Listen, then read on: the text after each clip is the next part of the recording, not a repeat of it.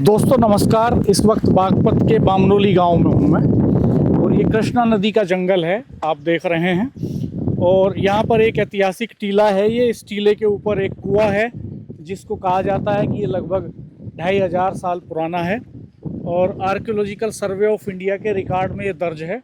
वो कुआं आपको दिखाएंगे और बताएंगे कि क्या खासियत है उसकी। यहाँ के स्थानीय लोग भी हमारे साथ मौजूद हैं और हमारे साथ सीनियर जर्नलिस्ट रामबोल तोमर जी हैं जो कीर्ति प्रकाश अखबार के संपादक हैं, इसी गांव के रहने वाले हैं। तो वो भी हमारे साथ आए हैं, उनसे भी बात करेंगे। देखिए ये टीले हैं मिट्टी के और कृष्णा नदी के किनारे का इलाका है ये देखिए ये यहाँ पर बोर्ड लगा है और ये बोर्ड जंग खा गया है। इस टीले का नाम है कसेरी का प्राचीन टीला। बागपत मेरठ मंडल भारतीय पुरातत्व सर्वेक्षण आपका स्वागत करता है। Ancient mount of Kesari, Baghpat Meerut circle, archaeological survey of India welcomes you. देखिए क्या हालत है इसकी। ऐतिहासिक विरासतों के प्रति किस तरह का सलूक हमारी सरकारें, हमारा समाज करता है, उसका एक नमूना है ये देखिए इस टीले पर चढ़ रहे हैं हम।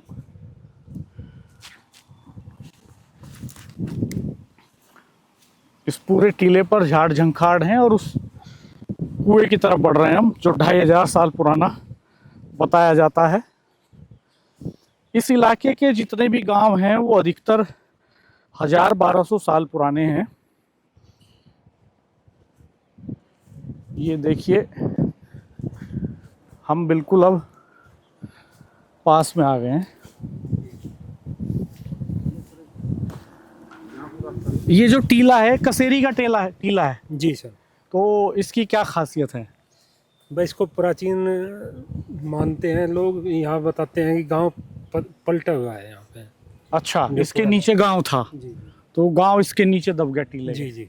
और ये सामने अब गांव दिख रहा है आपका बामनोली। है जी, ये कसेरी नाम का गांव था कोई? जी। अच्छा, तो कुआं किधर है वो उस साइड में है, इस पेड़ के तो चलिए उधर ही चलते हैं। तो आपका तो गांव है भाई साहब, आप बताओ क्या किस्सा है यहाँ का इस कसेरी टीले का? ये बहुत प्राचीन टिल्ला है। इसे कसेरी टिल्ले के नाम से लोग जानते हैं। और ये भी बड़ी बात है कि इसके किनारे से जो है कृष्णा नदी बहती है और यहाँ कभी लोग रहते थे, एक गांव बसा हुआ था और ये काफी ऊंचाई पे है। और बताते हैं बड़े बुजुर्ग कि ये जो है बीमारी आने के कारण वो ख़त्म सा हो गया था और फिर कुछ लोगों ने इधर शिफ्ट कर लिया था परली तरफ। ये यहीं का है, करीब इसका जो है 2500 साल पुराना इतिहास मिलता है। वो इस वजह से हमें पता लगा, जो ये कुआं है यहाँ इस टिल्ले पर एक कुआं बना हुआ है जिसकी पुरातत्व विभाग ने कार्बन डेटिंग कराई थी। उससे पता लगा कि ये कुआं 2500 साल पुराना है, यानी कि 2500 साल पुराना।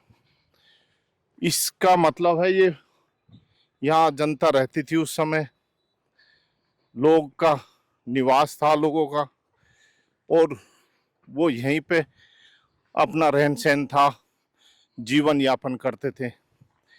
बीमारी आने के बाद कुछ लोग मर गए, कुछ यहाँ से शिफ्ट हो गए।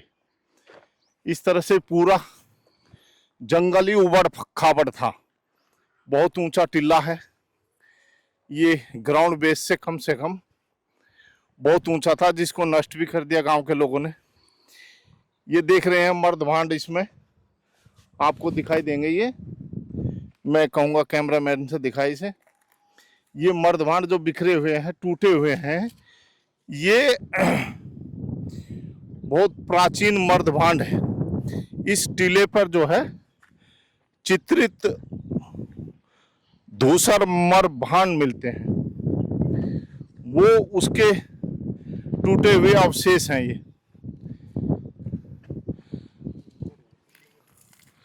अब जो है ये जो गांव है बामनोली, ये हिस्टोरिकल गांव है। दरअसल इस पूरे इलाके में बागपत वो इलाका है जिसको 5 गांव के रूप में पांडवों को देने की बात हुई थी उस समय। और महाभारत काल से जुड़े हुए तमाम स्थान और अवशेष यहाँ पर हैं। लाक्षागृह बरनावा में मौजूद है। बामनोली का ताल्लुक भी महाभारत काल से ही है। और इस गांव में हवेलियाँ बड़ी मशहूर हैं इस इलाके में। बड़ा रकबा था इस गांव का अंग्रेज़ों के ज़माने में, और 24 हवेलियां हैं यहाँ बड़ी बड़ी, जो उस वक्त चौधरी रघुवीर सिंह, तोताराम, तुलसी राम, बाल मुकुंद, राम नारायण सिंह, भोपाल सिंह, राधे श्याम ने बनवाई थी ये हवेलियाँ।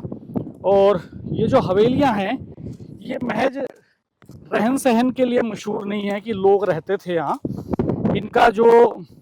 इनकी जो शान शौकत है, इनका जो स्ट्रक्चर है, जिस ढंग से ये बनाई गई हैं, उस वजह से ये बहुत मशहूर है। 11 मंदिर हैं बामनोली गांव के चारों तरफ, जो इसकी हिस्टोरिकल, कल्चरल और धार्मिक पहचान को मजबूत करते हैं। और अधिकांश मंदिर शिव के हैं। महाभारत काल से जुड़े हुए स्ट्रक्चर भी बने हुए हैं यहाँ पर। तो इस तरह का ऐतिहासिक गांव है ये। और यहाँ ये टीला है जिसके ऊपर हम चल रहे हैं। कहा जाता है कि यहाँ कभी गांव बसा था, जो इसी के नीचे दब गया। पुरातत्व सर्वेक्षण ने भी इसको आइडेंटिफाई किया है, लोकेट किया है इस टीले को, और इस पर बोर्ड लगा है। अब हम धीरे धीरे, काफ़ी खतरनाक जगह है ये, सांप भी हो सकते हैं इसमें, और हम धीरे धीरे बढ़ रहे हैं सावधानी के साथ कुएं की तरफ। ये कहा जाता है कि ये उसी समय का कुआं है। और ये देखिए कुछ यहाँ पर देवताओं के स्थान भी बने हैं, किसानों ने बना रखे हैं, आप देख सकते हैं।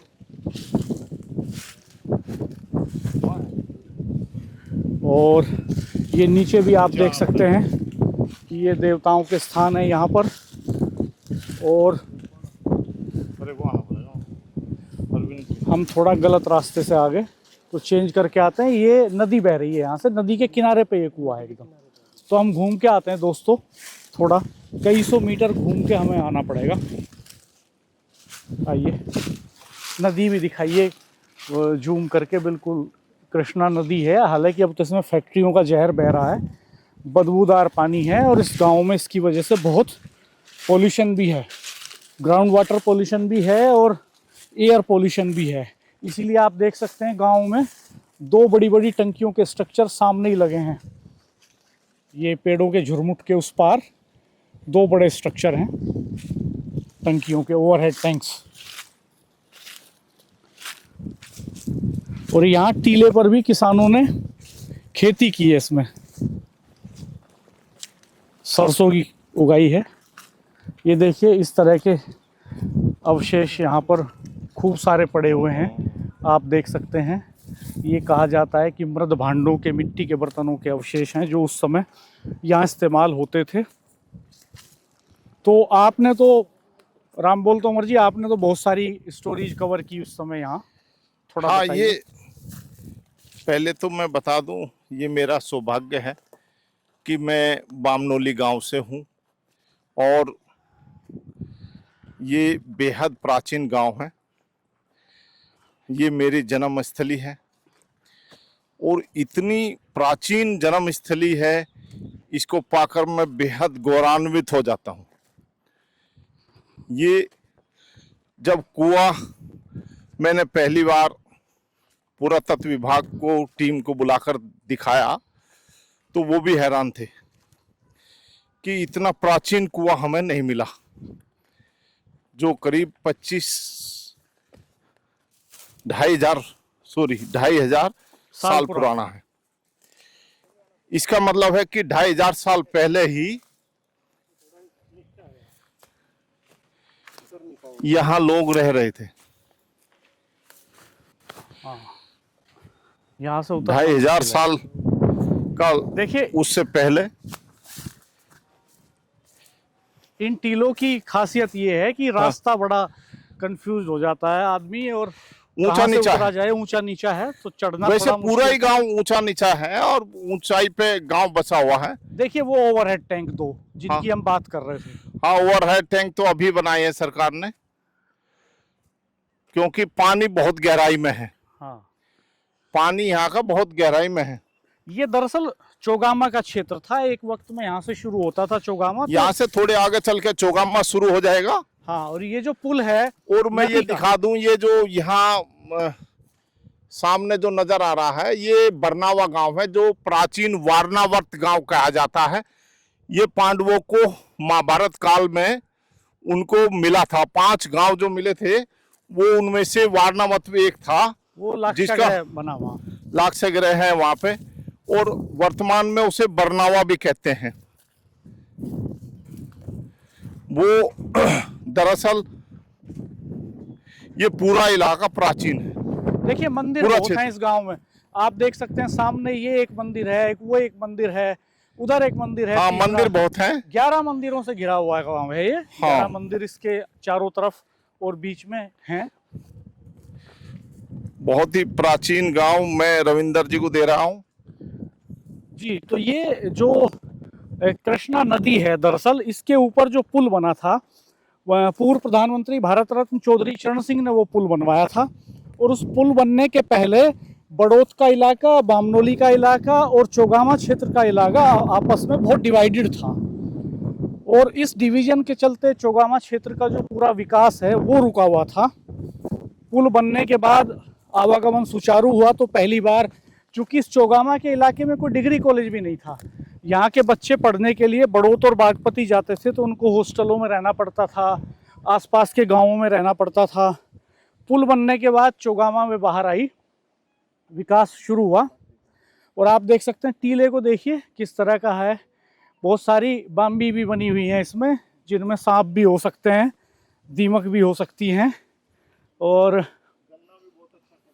गन्ने की फसल तो आप देख सकते हैं यहाँ कम से कम 12 फीट 13 फीट लंबा ऊंचा गन्ना है। तो हम बढ़ रहे हैं उस कुएं की तरफ। तो आप देख सकते हैं ये खेतों के बीच में है बिल्कुल, इसके चारों तरफ खेती हो रही है इन टीलों पर। और यहाँ से अगर देखें तो एरियल डिस्टेंस बरनावा लाक्षागृह का बहुत ही कम है, लेकिन पुरातात्विक महत्व के इन स्थानों को ठीक से सहेजा नहीं गया। ये देखिए सरसों, गेहूं और गन्ना, और इनमें सिंचाई का काम भी बहुत टिपिकल है इन खेतों में। चूँकि ये जो आप देख रहे हैं गैप 5 फीट 6 फीट 7 फीट का गैप है खेतों में ऊंचाई में, सिंचाई का काम बहुत चुनौतीपूर्ण हो जाता है। ऐसे में पानी निकल के कहीं भी पहुंच जाता है। और अब हम कुएं के ठीक पास पहुंच गए दोस्तों। देखिए अल्टीमेटली बहुत जंग लड़नी पड़ी हमें, लेकिन हम अंततः कुएं के पास आ ही गए। और ये देख सकते हैं आप, सरसों काटी है किसानों ने ताजी। देखिए वही प्रॉब्लम है यहाँ पे जो काली नदी में है, सांस लेने में तकलीफ है। ये जंगल का एरिया है, यहाँ पॉपुलेशन नहीं है, लेकिन नदी के पानी में इतना जहर है कि नाक पर रुमाल रखना पड़ रहा है। आप देख सकते हैं एकदम काला पानी है नदी का। आप सोचिए कि इसमें बदबू इतनी है तो ये कितना पॉइजन मिट्टी के अंदर ठेल रहा होगा। और देखिए वो नमूना दिखाएंगे उस कुएं के अवशेष आपको, जिसको आर्कियोलॉजिकल सर्वे ऑफ इंडिया ने सहेज के रखा है। आप देखिए इनकी कार्यशैली, इन्होंने बोर्ड लगा दिया और ये सहेजा गया, इनका काम पूरा हो गया। इसकी क्या हिस्टोरिकल इम्पोर्टेंस है, इसको कैसे प्रिजर्व किया जाए, इसको कैसे क्षतिग्रस्त होने से बचाया जाए, इसकी कोई व्यवस्था यहाँ पर नहीं है। आप देखिए, मैं आपको चारों तरफ से ये दिखाऊंगा। ये पुराने ज़माने की ईंटें इसमें लगी हुई हैं। ये आप देख सकते हैं, ऊपर ये मिट्टी के टीले जैसा है, और यही वो कुआं है कसेरी के टीले पर, जिससे कभी ये गांव पानी पीता था। नदी के किनारे पर है, कृष्णा नदी है। नदी का अवशेष ही है बस, यहाँ समझिए जहर ढो रही है ये नदी। पूरे वेस्टर्न यूपी की नदियों का यही हाल है। कृष्णा नदी का हाल हम आपको दिखा ही रहे हैं। हिंडन और काली को समय समय पर हम दिखाते रहते हैं। तो बहुत ही पॉइजनस सिचुएशन है। और ये गंगा और यमुना की सहायक नदियां हैं जिनकी ये दुर्गति है।